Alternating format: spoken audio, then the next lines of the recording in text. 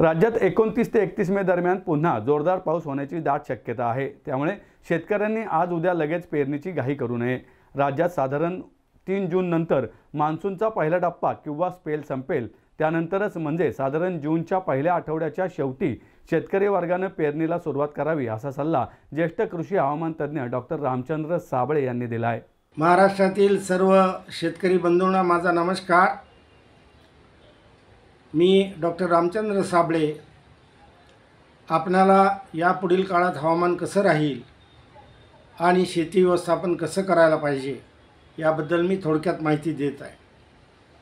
आता आपण हे सर्व हवामान बदलमुळं घडतंय हे आपल्या लक्षात आलं असेल।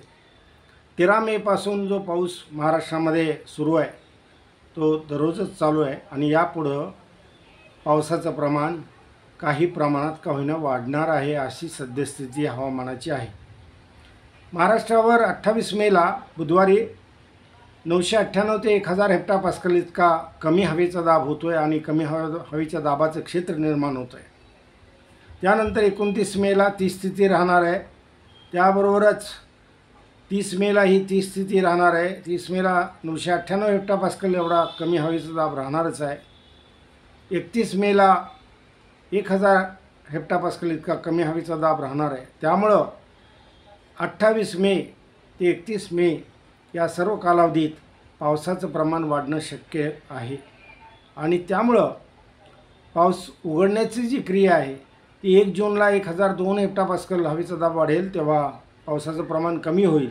2 जूनलाही तितकाच हवेचा दाब राहील आणि 3 जूनला 1004 हेक्टोपास्कल हवेचा दाब होताच पावसाचं प्रमाण बऱ्यापैकी कमी झालेलं असेल आणि मग त्यानंतर आपल्याला काही दिवस थांबावं लागेल।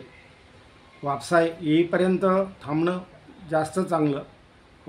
दांड वापशामध्येच आपण जमिनीची मशागत आणि पेरणी ही दांड वापशामध्ये थोडं करणं गरजेचं राहील जूनच्या पहिल्या आठवड्यामध्ये आणि तो योग्य वेळ असेल पेरणीच्या दृष्टीनं। त्यामुळे चिंता करू नका। आपण ही परिस्थिती येणार आहे त्या काळामध्ये जेव्हा पावसाचं प्रमाण वाढेल बुधवार ते शनिवार या कालावधीत तेव्हा शेतातलं पाणी काढून देणं आणि शहरी भागामध्ये देखील त्या पाण्याचा निचरा कसा होईल हे पाहणं ही मुख्य काम या पुढच्या 4-5 दिवसात राहण्याची शक्यता आहे आणि म्हणूनच हा अंदाज आणि त्याबरोबरच शेती व्यवस्थापन आणि इतर व्यवस्थापन आपण कसं करावं याबद्दल मला माहिती देण्याची जरुरी वाटली। त्यानुसार ही माहिती देत आहे। धन्यवाद।